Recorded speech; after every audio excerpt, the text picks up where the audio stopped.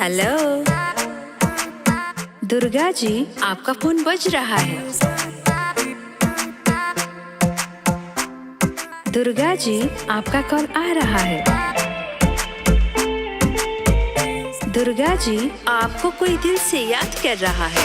नीक तेरा कंगना ते दूजा तेरा संगना नी दोनों कर दे है पागल।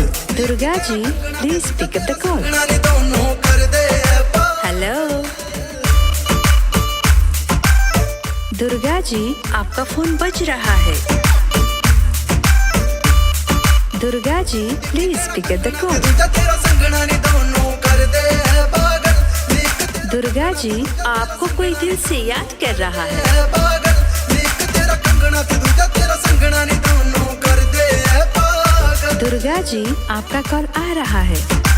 Hello Subscribe now and press the bell icon. Never miss an update.